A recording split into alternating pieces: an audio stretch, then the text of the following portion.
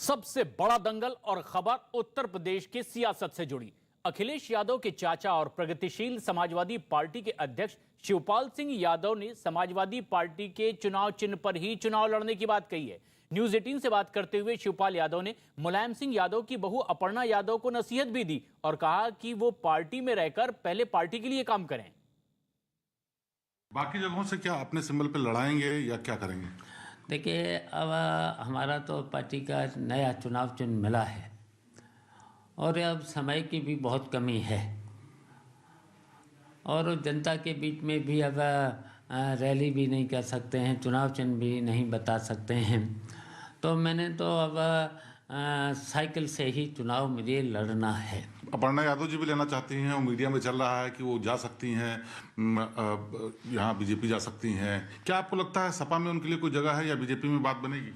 देखिए, अपर्णा जी के बारे में वैसे तो ये जवाब तो वो ही दे सकते हैं, लेकिन जहाँ तक मुझे उम्मीद है उन्हें देखिए सपा में ही रहना चाहिए।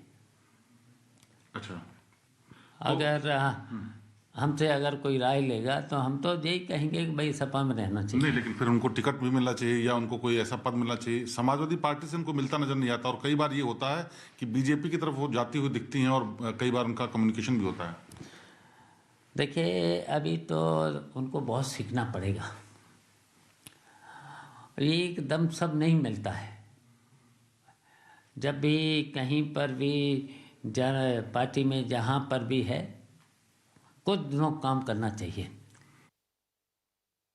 एक और बड़ी खबर इस वक्त आ रही है उत्तर प्रदेश से, जहां समाजवादी पार्टी को आज बीजेपी ने जोर का झटका दिया है।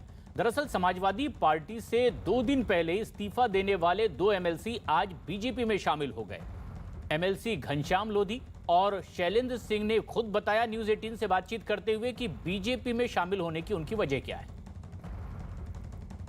इस वक्त मौजूद है घनश्याम लोधी, जो कि आज बीजेपी ज्वाइन किए हैं, समाजवादी पार्टी के एमएलसी हैं। सर, बीजेपी ज्वाइन किए हैं, क्यों आपने समाजवादी पार्टी छोड़ा? वो अपनी समाजवादी पार्टी ही छोड़ा।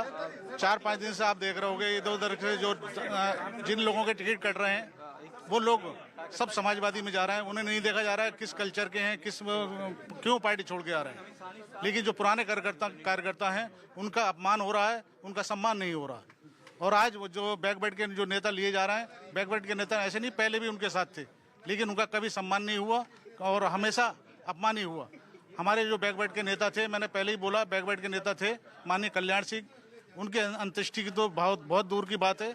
उनके 2.5 कदम पे, मेरे ख्याल से 10 कदम पे घर है, लेकिन उन्होंने शोक व्यक्त करने के लिए तो किसी ने समाजवादी कार्यकर्ता ने हिम्मत नहीं जताई। लेकिन स्वामी प्रसाद मौर्य, धर्म सिंह सैनी, दारा सिंह चौहान और तमाम जो बागी विधायक थे जिन्होंने बीजेपी समाजवादी पार्टी ज्वाइन किया, उन लोगों का कहना है कि पिछड़ों का यहाँ पर सम्मान नहीं हो रहा है। नहीं, कुछ नहीं, वो सिर्फ अपने सीट बचाने के लिए वहाँ पे गए हैं वो लोग, क्योंकि यहाँ बुरी तरीके से वो हार रहे थे और उनके टिकट कट रहे थे। आप विधानसभा चुनाव लड़ेंगे? नहीं, हमारी कोई मांग नहीं ना चुनाव लड़ना है। जो पार्टी जिम्मेदारी देगी उसे निभाएगी।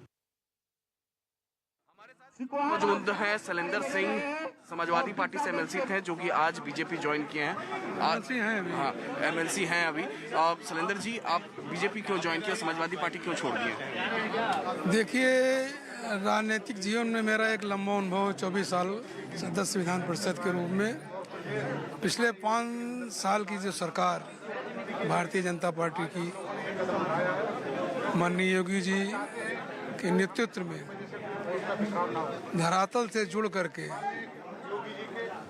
गरीबों के लिए, दलितों के लिए, अल्पसंख्यकों के लिए, सामान्य वर्ग के, मतलब कहने का अभिप्राय हमारा हर जाति और वर्ग के लोगों के लिए उन्होंने जो काम किया, समझते हैं वो पूरे प्रदेश में एक इतिहास के रूप में एक बहुत अच्छा काम किया। वही स्वामी प्रसाद मौर्य, धर्म सिंह सैनी, ये लोग। स्वामी प्रसाद मौर्य जी मैं जानता हूँ, सन 89 से उन्होंने जब जन मोर्चा और जनता दल की सरकार बनी थी आदरणीय, तो उस समय मैंने उनको बहुत नज़दीक से देखा था। उनके पहले मैं एमएलसी हो गया था, लेकिन वो जो आज छोड़ करके गए अवसरवादी हैं और समझते हैं उनका कोई बहुत जनाधार नहीं है। मतलब आप कहना चाहते हैं दल बदल करते हैं सब चुनाव? दल बदल करते हैं तो कह दिया ना, कोई जनाधार नहीं, दल बदल करते हैं।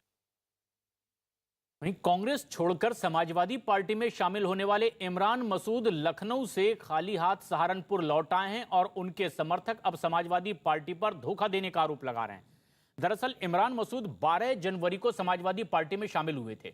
खुद अखिलेश यादव ने मसूद के साथ अपनी तस्वीर ट्विटर पर पोस्ट भी की थी। इमरान अब अखिलेश के कूचे से वापस सहारनपुर लौट आए हैं। इमरान मसूद सहारनपुर की बीहट सीट से समाजवादी पार्टी का टिकट चाहते थे और इसी उम्मीद में कांग्रेस छोड़ करके वो समाजवादी पार्टी में शामिल भी हुए थे, लेकिन समाजवादी पार्टी ने उस सीट से किसी और को अपना उम्मीदवार बनाया। इस दौरान इमरान मसूद लखनऊ में रुक करके हर संभव कोशिश करते रहे, गुंजाइश तलाशते रहे कि उन्हें समाजवादी पार्टी का टिकट मिल जाए, कुछ बात बन जाए, लेकिन बात नहीं बनी और लखनऊ से वो सहारनपुर लौट आए हैं। यहां उनके समर्थकों ने समाजवादी पार्टी पर अब धोखा देने का आरोप लगाया है। इमरान मसूद 2 दिन लखनऊ रहने के बाद आज सहारनपुर पहुंच चुके हैं। वहां समाजवादी पार्टी के राष्ट्रीय अध्यक्ष अखिलेश यादव से उनकी किसी बात को लेकर बात बिगड़ी है और वह इस वक्त अपने घर में, आप देख सकते हैं, अपने घर में बंद हैं। अपने जो सहयोगी हैं उनसे बातचीत कर रहे हैं। आगे का क्या उनकी रणनीति होगी, क्या उनका अगला कदम होगा, वह उस पर मंथन कर रहे हैं। मंथन जारी है, लेकिन हमारे साथ में उनके समर्थक हैं जो काफ़ी संख्या में यहाँ उनके घर के बाहर हैं। वह उनसे जानते हैं कि अब उनकी क्या हुआ है, बताएंगे। इमरान मसूद जिंदाबाद। आप बताएंगे कि इमरान को का अगला कदम क्या होना चाहिए? देखिए, यहाँ पे जितने उनके समर्थक खड़े हैं ये उनसे दिल से मोहब्बत करते हैं और उनके निर्णय पे ही हम सबका निर्णय रहेगा। जो भी वो निर्णय लेंगे उस निर्णय का इस्तकबाल करके पूरे तन मन धन के साथ नेताजी का साथ दिया जाएगा, जो भी वो फैसला लेंगे। तो कहीं ना कहीं अखिलेश यादव ने जिस प्रकार का व्यवहार इनके साथ किया है, क्या उचित है? वो उन्होंने बहुत बड़ी गलती किया है और धोखा किया है, वो समझ नहीं पाए और उनको ये जनता, सहारनपुर की जनता, पश्चिम उत्तर प्रदेश की जनता उनको ये जवाब देने का काम करेगी कि उन्होंने कितनी बड़ी गलती की है इमरान मसूद के साथ धोखा करके। उधर कैराना से समाजवादी पार्टी के उम्मीदवार नाहिद हसन की गिरफ्तारी पर अखिलेश यादव ने पहली बार बयान दिया है। अखिलेश यादव का कहना है कि अगर नाहिद हसन के खिलाफ केस दर्ज किया गया है तो वो नाहिद हसन के परिवार के उस सदस्य को टिकट देंगे जिनके खिलाफ कोई भी मुकदमा दर्ज ना हो। 2 दिन पहले ही समाजवादी पार्टी ने नाहिद हसन को कैराना विधानसभा सीट से अपना प्रत्याशी बनाया था। समाजवादी पार्टी नाहिद हसन शामली कलेक्ट्रेट में अपना नामांकन दाखिल करने गए थे और तभी कैराना कोतवाली पुलिस ने उनको गिरफ्तार कर लिया है। फरवरी 2021 में पुलिस ने कैराना से समाजवादी पार्टी विधायक चौधरी नाहिद हसन, उनकी मां पूर्व सांसद तबस्सुम हसन समेत 40 लोगों पर गैंगस्टर एक्ट के तहत मामला दर्ज किया था और तभी से नाहिद हसन फरार चल रहे थे और आखिरकार गिरफ्तारी के बाद जब कोर्ट में पेश किया गया तो उन्हें जेल भेजा गया है। तो अगर उनको गिरफ्तार कर लिया है तो उनके परिवार में जिनके ऊपर एक भी मुकदमा नहीं होगा उनको टिकट देंगे। उत्तर प्रदेश में चुनावी सरगर्मियों के बीच लगभग सभी बड़े दलों ने अपने उम्मीदवारों की पहली लिस्ट जारी कर दी है और अलग अलग दलों के नेताओं के आने का सिलसिला भी अब लगातार जारी है और ऐसे में अब उम्मीदवारों के नाम पर भी घमासान चढ़ा हुआ है। बीजेपी ने समाजवादी पार्टी के उम्मीदवारों पर हमला बोला है। कानपुर के पूर्व पुलिस कमिश्नर असीम अरुण ने आज लखनऊ में बीजेपी की सदस्यता ले ली। इस दौरान यूपी बीजेपी अध्यक्ष स्वतंत्र देव सिंह और केंद्रीय मंत्री अनुराग ठाकुर भी मौजूद थे। अनुराग ठाकुर ने इस मौके पर कहा कि दंगा करने वाले समाजवादी पार्टी में शामिल होते हैं जबकि दंगाइयों को पकड़ने वाले बीजेपी में शामिल होते हैं। लखनऊ से ही यूपी के सीएम योगी आदित्यनाथ ने भी समाजवादी पार्टी के उम्मीदवारों की लिस्ट पर हमला बोला है। सीएम योगी ने कहा कि बीजेपी के लिस्ट में समाजवादी सामाजिक न्याय के हर प्रतीक को शामिल किया गया है जबकि समाजवादी पार्टी सत्ता में अपराधियों को लाकर के शोषण का प्रतीक बनने का काम करती है। सवाल ये खड़ा होता है कि समाजवादी पार्टी में वो जाते हैं जो दंगा करते हैं, भारतीय जनता पार्टी में वो शामिल होते हैं जो दंगइयों को पकड़ते हैं। सपा के समाजवाद का असली खेल या तो प्रत्याशी को जेल या फिर बेल। समाजवादी पार्टी गठबंधन की जो सूची आई है उस सूची को भी सबने देखा है। कैराना में हिंदू व्यापारियों के पलायन के लिए जिम्मेदार लोगों को टिकट देना, मुजफ्फरनगर के दंगाइयों को टिकट देना, बुलंदशहर और अन्य लोनी में हिस्ट्री सीटर को, पेशेवर हिस्ट्री सीटर को और अपराधियों को टिकट देना इस समाजवादी पार्टी और गठबंधन के चरित्र को उजागर कर देता है। उत्तर प्रदेश के डिप्टी सीएम केशव प्रसाद मौर्य ने असीम अरुण के बीजेपी में शामिल होने पर ट्वीट किया है। केशव प्रसाद मौर्य ने ट्वीट करते हुए लिखा, यूपी का शानदार पुलिस अधिकारी बीजेपी में आ रहा है और यूपी के नामी गुंडों अपराधियों को सपा गठबंधन से टिकट दिया जा रहा है। जनता सब देख रही है। उत्तर प्रदेश के मंत्री पद से इस्तीफा देने वाले दारा सिंह चौहान ने आज समाजवादी पार्टी की सदस्यता ले ली। समाजवादी पार्टी के अध्यक्ष अखिलेश यादव ने दारा सिंह को समाजवादी पार्टी में शामिल कराया। दारा सिंह चौहान के साथ कई और नेता भी आज समाजवादी पार्टी में शामिल हो गए।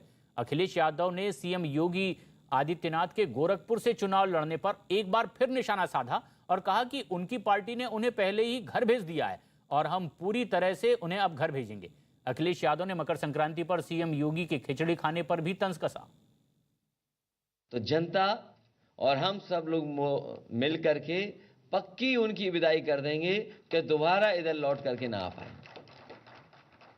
और इसलिए भी जरूरी है कि लगातार झूठ का सहारा लिया, कितना झूठ बोला, लगातार 4.5 साल झूठ बोला और नेगेटिव पॉलिटिक्स, विभाजन की पॉलिटिक्स, नफरत की पॉलिटिक्स, आपस में लड़ाने की पॉलिटिक्स, लोगों को अलग करने की पॉलिटिक्स, तोड़ने की पॉलिटिक्स, ये राजनीति अगर किसी ने की है तो भारतीय जनता पार्टी ने की है।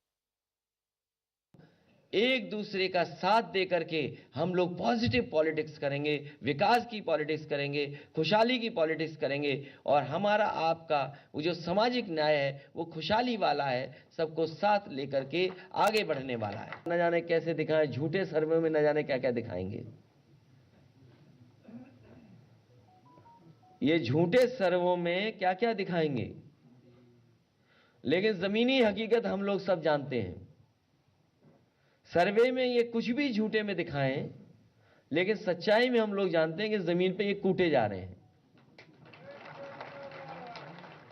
और इतने कूटे जा रहे हैं कि हिम्मत नहीं पड़ रही है कि किस उपलब्धि को बताएं।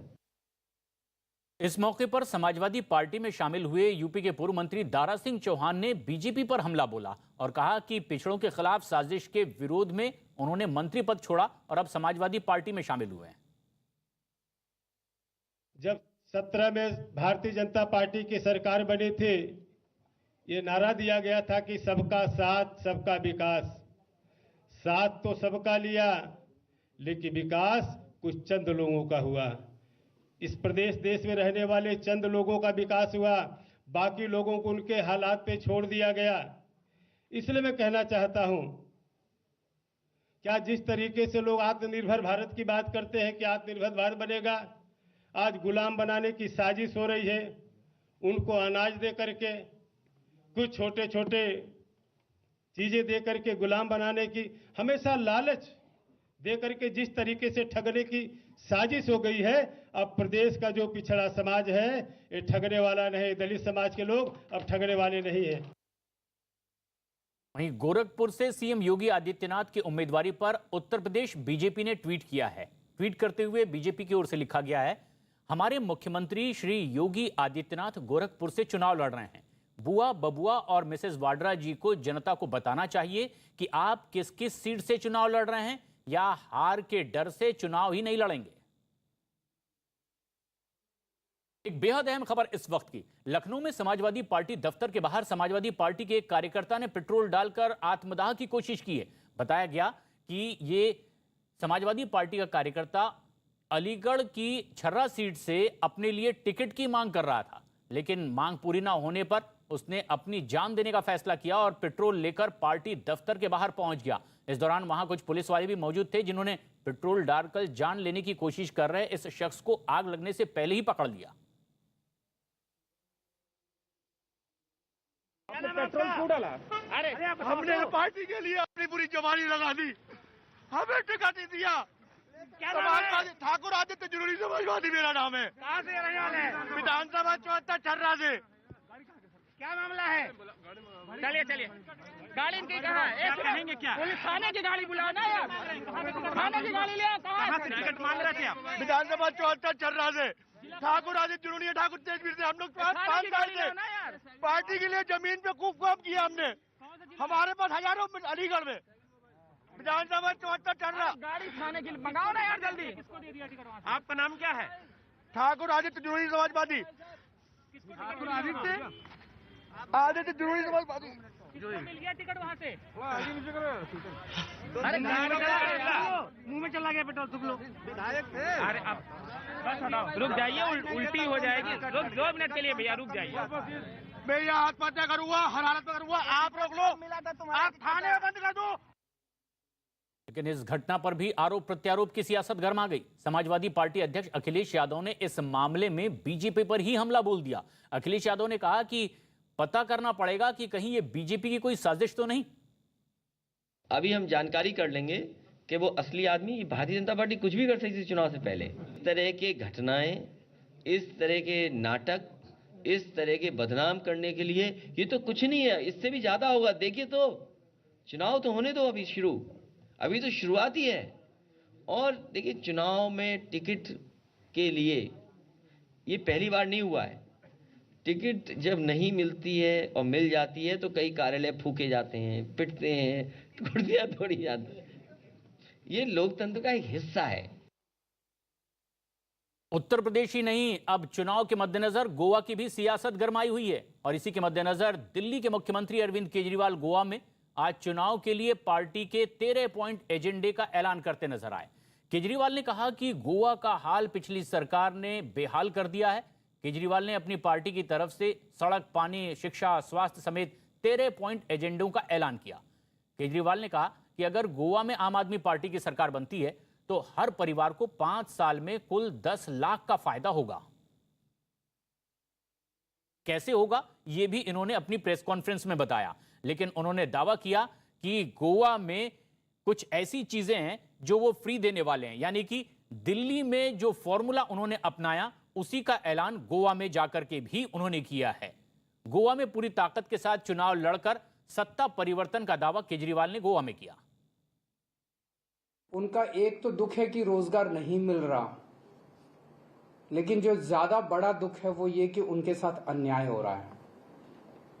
सबको मालूम है कि नौकरियां कम हैं, लेकिन वो कम नौकरियां गलत तरीके से रिश्वत लेके या सिफारिश के जरिए गलत लोगों को दी जा रही है। There is no equality of opportunity, सबको बराबरी का हक नहीं मिल रहा। गोवा में सरकार बनेगी, ईमानदारी से सरकार चलाएंगे और बच्चों को रोजगार देंगे, सबको रोजगार देंगे। जिनको रोजगार नहीं मिलेगा उनको 3,000 रुपए महीना बेरोजगारी भत्ता मिलेगा। केजरीवाल ने गोवा की सावंत सरकार पर हमला किया तो जवाब भी मिला। गोवा के मुख्यमंत्री प्रमोद सावंत ने अरविंद केजरीवाल के दावों और वायदों पर बड़ा हमला किया। न्यूज 18 से खास बातचीत के दौरान प्रमोद सावंत ने दावा किया कि केजरीवाल को गोवा के बजट की जानकारी नहीं है और इसीलिए घोषणा पर घोषणा किए जा रहे हैं। प्रमोद सावंत ने कहा कि गोवा कोई प्रयोगशाला नहीं है और यहां की जनता समझदार है। गोवा के चुनावी माहौल पर बात करने के लिए मौजूद हैं गोवा के मुख्यमंत्री डॉक्टर प्रमोद सावंत जी। डॉक्टर साहब, गोवा में हर बार गोवा की पार्टियां, राष्ट्रीय पार्टियां या रीजनल पार्टीज रहती थी, इस बार तो कई नए खिलाड़ी भी वहां पर ताल ठोके हुए हैं। परेशानी में है बीजेपी बिल्कुल परेशानी में नहीं है। लोगों को लग रहा है कि गोवा एक प्रयोगशाला है, लेकिन गोवा के लोग बहुत समंजस है। गोवा के लोग एडुकेटेड हैं, जो सबको जो इलेक्शन पीरियड में ही वहाँ आते हैं उनको पहचानते हैं और इस तरह से कोई आने के बाद भी कोई असर गोवा के भारतीय जनता पार्टी के ऊपर नहीं पड़ने वाला है। आप दिल्ली में आज, और दिल्ली के मुख्यमंत्री आज गोवा में, उन्होंने गोवा में प्रेस वार्ता की है कि गोवा में उनकी सरकार बनेगी तो युवाओं को जो बेरोजगार हैं 5,000 रुपए महीना मिलेगा, लड़कियां जो 18 साल से ऊपर है उन्हें 1,000 रुपए मिलेगा। करीब करीब वो कह रहे हैं कि गोवा के हर परिवार को हर साल 2 लाख रुपया मिलेगा, यानी 5 साल की उनकी सरकार में 10 लाख रुपए मिलेगा। मुझे लगता है उन्हें गोवा का बजट देखा नहीं है। गोवा का बजट इसी तरह से वो बांट के लोगों को देने की बात कर रहे हैं। गोवा के इंफ्रास्ट्रक्चर और उसकी बात वो नहीं कर रहे, क्योंकि उनको मालूम है गोवा में उनकी सरकार कभी आने वाली नहीं है। तो फिर इस तरह से बात करने के लिए बहुत इजी है, इसीलिए तो वो खुद बात करते हैं। खुद दिल्ली के मुख्यमंत्री होते हुए भी इस तरह से बात करने से पहले उन्होंने सबसे पहले कितने कॉन्टेस्टेंट वहाँ कितने जगह पे वो इलेक्शन कॉन्टेस्ट करना चाहते वो पहले उन्होंने डिक्लेयर करना चाहिए। कुछ जगह पे तो उनको कैंडिडेट नहीं मिल रहे, खुद की मेरी सीट पे उन्होंने अभी तक कैंडिडेट डिक्लेयर नहीं किया है। लेकिन वो तो ये कह रहे हैं सर कि जो पैसा है वो जो भ्रष्टाचार गोवा में है उसे कंट्रोल करके वो पैसा बचाएंगे और वो पैसा गोवा के लोगों को देंगे। मैं इसीलिए बता रहा हूं कि मैंने गोवा में कोई भ्रष्टाचार नहीं हो रहा है। उनकी दिल्ली सरकार वो खुद पहले देखे और गोवा की बजट पहले देखे, क्योंकि राजधानी में होते हुए उन्हें बड़े बजट साइज की आदत पड़ी है, इसलिए वो without taking consideration in the budget वो बांटते जा रहे हैं। आजाद समाज पार्टी के अध्यक्ष चंद्रशेखर ने न्यूज 18 से खास बातचीत में बताया कि उत्तर प्रदेश में बीजेपी को रोकने के लिए उन्होंने समाजवादी पार्टी से गठबंधन के लिए बातचीत की थी, पर समाजवादी पार्टी के अलावा वो कांग्रेस से गठबंधन करेंगे या अकेले चुनाव लड़ेंगे, इस पर उन्होंने अभी कुछ साफ नहीं किया है। सुनने में आ रहा है कि प्रियंका गांधी जी से भी आपकी बात चल रही है, उनसे भी बैठक होने वाली है। अगर यहाँ बात नहीं बनी तो क्या प्रियंका गांधी के साथ गठबंधन करेंगे कांग्रेस के साथ? देखिए, ये निर्णय पार्टी कोर कमेटी का है और पार्टी कोर कमेटी अपना काम कर रही है।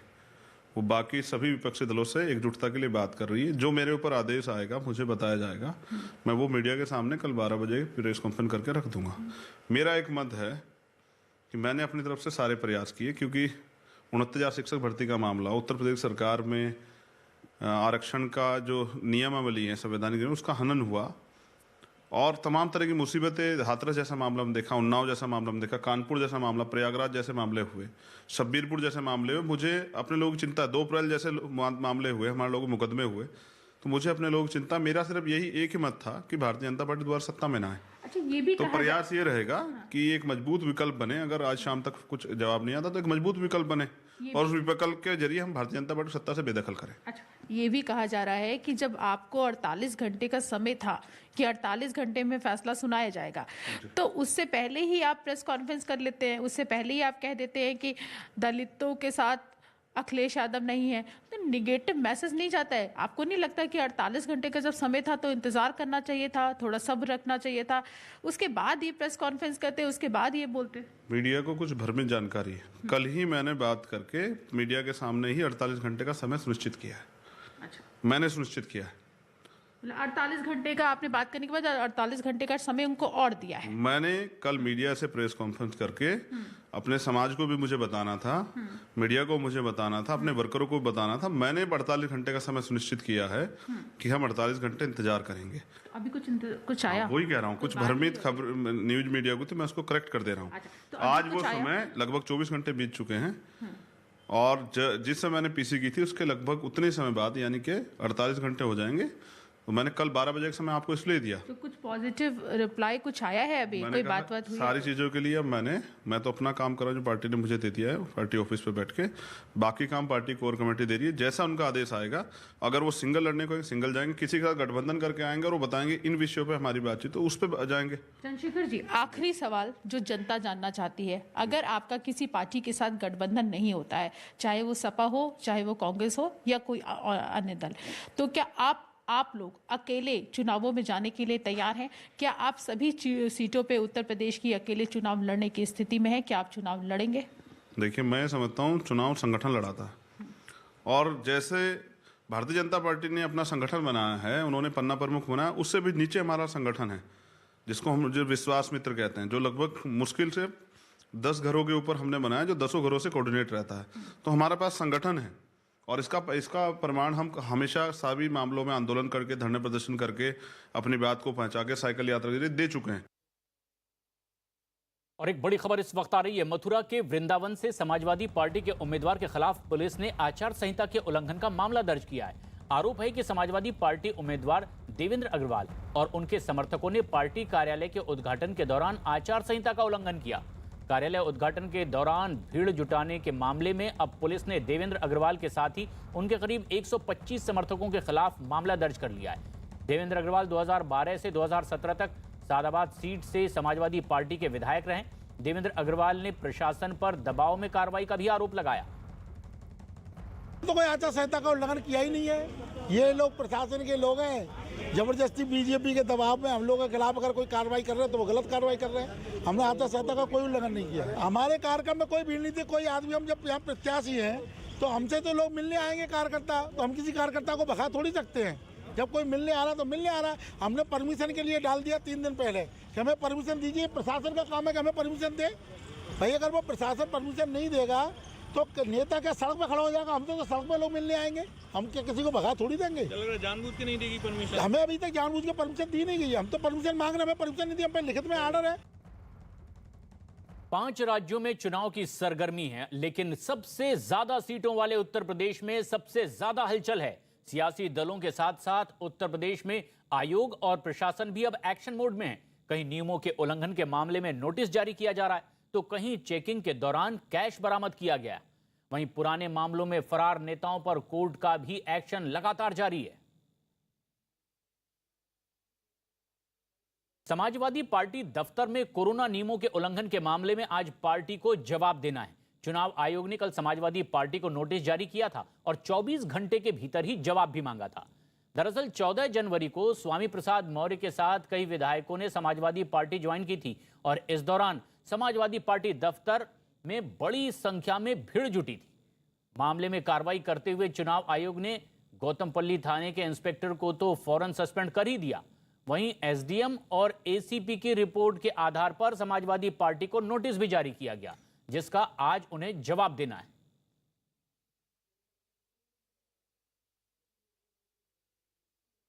वहीं कानपुर में बीएसपी नेता की गाड़ी से 50 लाख रुपए कैश बरामद किए गए हैं। चुनाव से ठीक पहले इतनी बड़ी रकम मिलने से पुलिस विभाग में भी हड़कंप मच गया। यह मामला तब सामने आया जब कानपुर पुलिस शहर के रमा देवी चौराहे पर एक तलाशी अभियान चला रही थी और तलाशी के दौरान ही बीएसपी नेता शमसुद्दीन रानी की स्कॉर्पियो गाड़ी से 50 लाख रुपए नकदी मिले हैं। मामला सामने आने के बाद इनकम टैक्स और अन्य टीमें भी अब इस पूरे मामले की जांच में जुट गई है। उत्तर प्रदेश के संभल से एक हैरान करने वाला वीडियो सामने आया। वहां एक मोटरसाइकिल सवार चालान काटे जाने से इतना भड़क गया कि उसने पुलिस वालों को ही धमकी देनी शुरू कर दी। दरअसल उसने हेलमेट नहीं लगाया था और इसकी वजह से पुलिस वालों ने उसे रोक लिया और इतना होते ही उसका पारा चढ़ गया। इसके बाद उसने किसी को फौरन फोन लगाया और पुलिस वालों को धमकाने लगा। पुलिस वालों से बदसलूकी का वीडियो वायरल होते ही आरोपी पर एक्शन लिया गया। जिले के एसपी ने बताया कि धमकी देने वाले को गिरफ्तार कर लिया गया है। हालांकि मामले के तूल पकड़ते ही आरोपी युवक ने एक वीडियो जारी कर अपनी इस हरकत के लिए माफी भी मांग ली। आपको क्या कहोगे? जितना बढ़ा के चालान काटना है इतना बढ़ा के काट लो, हर चीज का काट लो। तो अब क्या करो, खा जाओगे मुझे? वक्त बताएगा जब सरकार आएगी तो। मनमानी कर रहा हो ना तुम लोग। अगर सरकार आए तो फिर भी हेरा, फिर क्या होगा? ये वक्त बता देंगे। ये तो हम ही ना रहने के, आप ही ना रहोगे संभल। ठीक है, संभल हम छोड़ देंगे, आप छोड़ दो। तो अपनी तैयारी कर दो चलने की। बस मैं तो यही रहूंगा। बस वो बता देंगे हम। ठीक बता देंगे। आज सुबह थाना कोतवाली संभल में एक वायरल वीडियो का संज्ञान लेते हुए एक व्यक्ति जिसका नाम मोहम्मद अशरफ है, ये मियाँ सराय का रहने वाला है, इसको निरोधात्मक धाराओं के तहत गिरफ्तार किया गया है। इसके द्वारा ट्रैफिक चालान होने पर उपस्थित पुलिस वालों के साथ अभद्रता का व्यवहार किया गया था।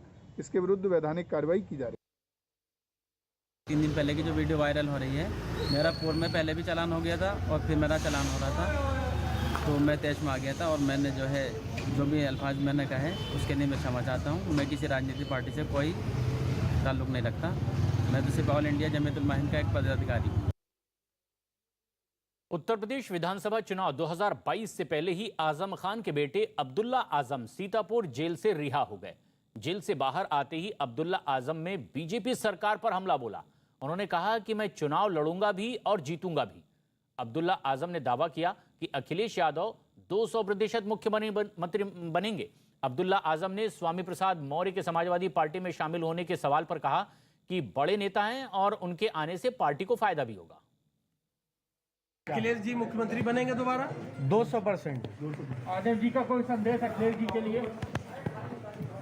बस उन्होंने अपनी मोहब्बतें दी हैं, अपनी दुआएं दी हैं, अपना प्यार दिया है और अपनी दुआएं दी हैं कि खुदा करे आने वाली 10 तारीख के बाद वो दोबारा इस प्रदेश के मुखिया बने।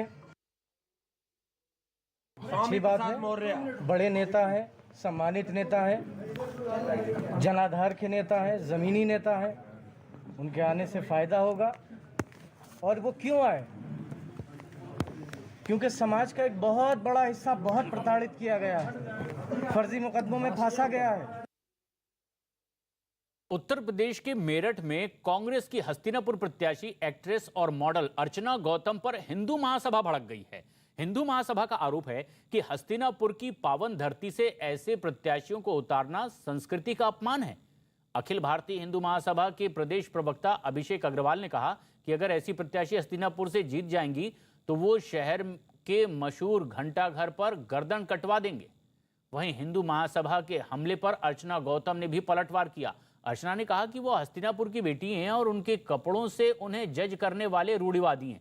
हस्तिनापुर के विकास के लिए इसी सोच को बदलना जरूरी है। अर्चना गौतम पेशे से मॉडल और अभिनेत्री हैं और वो साल 2014 में मिस यूपी और 2018 में मिस बिकनी इंडिया भी रह चुकी हैं। कांग्रेस के अर्चना गौतम को प्रत्याशी बनाए जाने के बाद उनकी तस्वीरों को लेकर हिंदूवादी संगठनों ने आपत्ति जताई है। जीत जाए तो मैं अपनी गर्दन कटवा दूंगा घंटाघर पे खड़ा होकर। अगर वो जीत गई तो अभिषेक अग्रवाल अपनी गर्दन घंटाघर पे खड़े होकर कटवाएगा। उनकी जमानत जब्त होगी, उन्हें कोई वोट नहीं देगा और उनके लिए भरसक प्रयास हिंदू महासभा करेगी। उन्हें हराने के लिए हम जब तब देवी देवताओं का अनुष्ठान, भगवानों को मनाएंगे, ब्राह्मणों को जिमाएंगे और यज्ञशाला में हवन कर भगवान से यही निवेदन करेंगे कि ऐसी लेडीज को हारना पड़ेगा और इस बार कांग्रेस का जड़ से बिल्कुल यूपी से सफाया हो जाएगा। अर्चना गौतम हमारे साथ हैं। अर्चना, हिंदू महासभा कह रही है आपको बर्दाश्त नहीं करेंगे, कैसे, क्या डर जाएंगे आप? मैं पहली बात तो मैं डरने वाली नहीं हूँ, और जो बोल रहे हैं कि मुझे एक्सेप्ट नहीं करेंगे तो आप कौन होते हैं एक्सेप्ट करने वाले? मैं तो वहीं की बेटी हूँ। और दूसरी चीज़ कि आप किसी के कपड़ों पे लेके उसके कैरेक्टर को जज कैसे कर सकते हैं, आप ये बताइए। और हमारा भारत तो फिर भी बहुत आगे बढ़ चुका है। जैसे कि हमारे बाबा साहब ने बोला था कि लड़कियों को आगे बढ़ना चाहिए, उनको अपने हक की लड़ाई लड़नी चाहिए, तो वो भी मैं वो कर रही हूँ।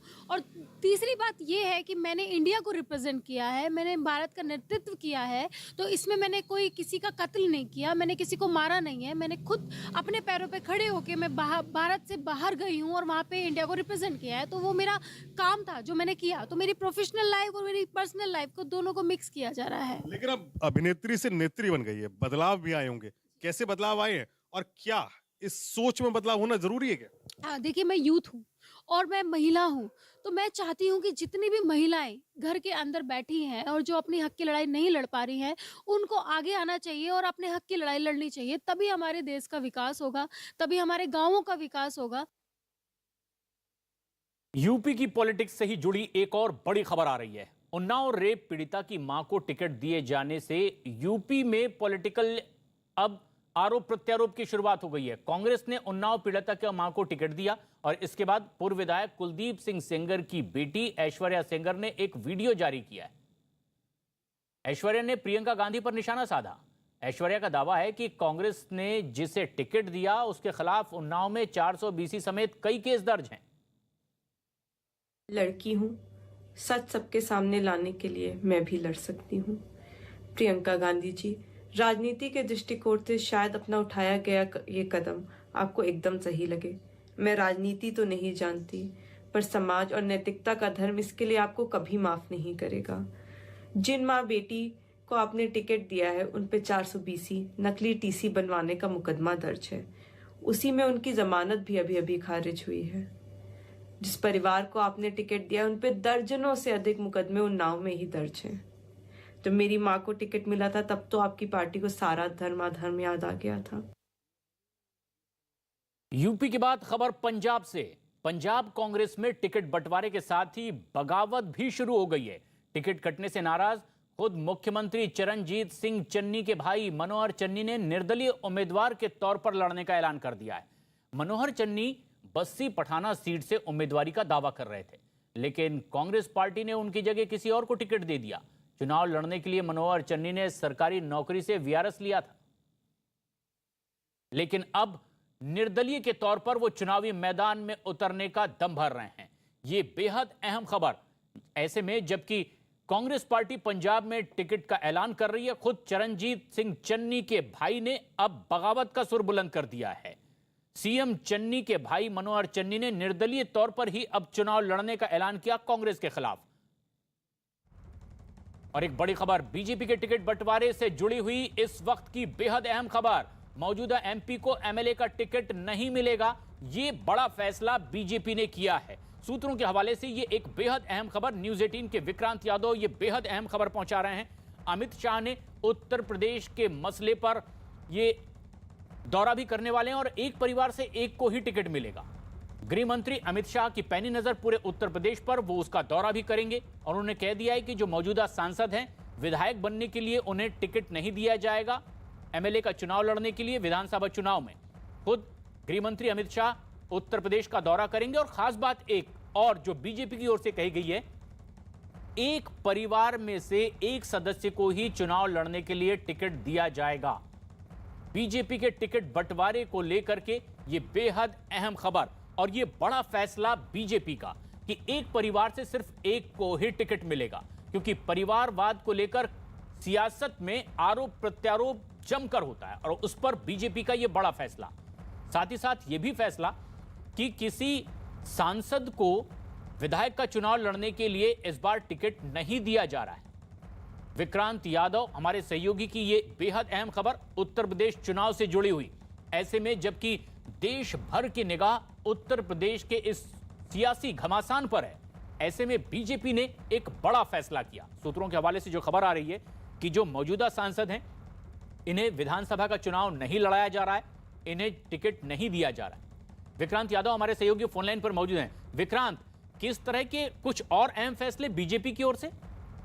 देखिए प्रशांत, बीजेपी के टॉप सोर्सेज के मुताबिक जो जानकारियां मिल रही हैं कि किसी भी मौजूदा एमपी को एमएलए का टिकट नहीं दिया जाएगा। आपको याद होगा कि पश्चिम बंगाल में बीजेपी ने अपने कुछ सिटिंग सांसदों को भी टिकट लड़ाया था, लेकिन इस बार पार्टी उत्तर प्रदेश के विधानसभा चुनाव में ऐसा बिल्कुल नहीं कर रही। किसी भी सिटिंग सांसद को कोई विधानसभा में टिकट नहीं मिलेगा। ये भी है कि कई मौजूदा सांसद और विधायक अपने परिवार वालों के लिए या अपने बेटे या परिवार वालों के लिए टिकट मांग रहे हैं, लेकिन इसकी भी संभावना कम ही है, क्योंकि पार्टी ने ये तय किया है कि एक परिवार में से सिर्फ एक ही व्यक्ति को टिकट मिलेगा। और बीजेपी का ये कहना है कि ये वो कैडर वाली पार्टी है, कार्यकर्ताओं की पार्टी है, और पिछली बार भी 400 में से करीब 373 के करीब टिकट पार्टी कार्यकर्ताओं को दिया था, बाहर से आने वाले नेताओं को नहीं दिया गया था। यानी पार्टी के कार्यकर्ताओं को ज्यादा से ज्यादा पार्टी में टिकट देने के काम में शामिल किया जाएगा। तीसरा, जो मुलायम सिंह यादव की पुत्रवधू अपर्णा यादव के बारे में लगातार कयास लगाए जा रहे हैं, तो बीजेपी के नेताओं के साथ वो संपर्क में है और हो सकता है कि जल्द ही बीजेपी में वो शामिल हो जाए।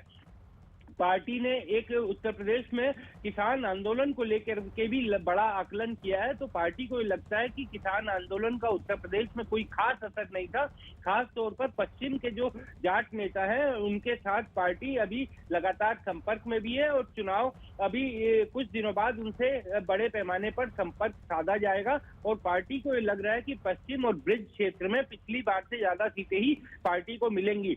बीजेपी का ये भी चुनावी आकलन है कि इस बार का जो चुनाव है वो बाइपोलर ही है, और जिस तरीके से पहले के भी अगर हम चुनाव देखें तो उत्तर प्रदेश में आमतौर पर पिछले 2-3 चुनाव बाइपोलर ही होते रहे हैं, यानी दो ही छोरों में मुकाबला होता रहा है। दो छोर रहते हैं राजनीति के, एक बीजेपी और एक उसके विरोधी छोर, तो इन्हीं के बीच मुकाबला रहता है। इस बार भी ऐसा दिख रहा है, लेकिन जो छोटे छोटे राजनीतिक दल है वो भी अपनी कहीं कहीं उन मजबूत स्थिति में है, तो बीजेपी के साथ ही उनका मुकाबला है। अयोध्या को लेकर के पार्टी का साफ ये कहना है कि अयोध्या हमेशा से मुद्दा रहा है, लेकिन अयोध्या से कैंडिडेट कौन होगा ये मुद्दा नहीं है पार्टी के लिए और लोगों के लिए भी। और योगी अयोध्या से लड़ेंगे, इस तरह की चर्चा केवल मीडिया में ही थी, पार्टी ने इस पर फैसला नहीं लिया था। पार्टी ने जो फैसला लिया वो सबके सामने है, यानी मुख्यमंत्री योगी आदित्यनाथ जो गोरखपुर से चुनाव लड़ रहे हैं वो पार्टी का फैसला है। पर इसके अलावा जो चुनावी रैलियों पर जो रोक है उस पर भी बीजेपी पूरी तरीके से पैनी नजर बनाए हुए है और पार्टी को ये लगता है कि बीजेपी चूंकि कैडर वाली पार्टी है, हालांकि नुकसान सभी राजनीतिक दलों को हो रहा है क्योंकि चुनाव में जो रैलियां होती हैं उसका सीधा असर जनता के बीच जाता है, लेकिन चूंकि बीजेपी कैडर वाली पार्टी है तो उसका नुकसान कम झेलना पड़ेगा और बीजेपी अपने डिजिटल माध्यमों से अपने कार्यकर्ताओं तक, अपने वोटर्स तक पहुंचने की पूरी कोशिश कर रही है।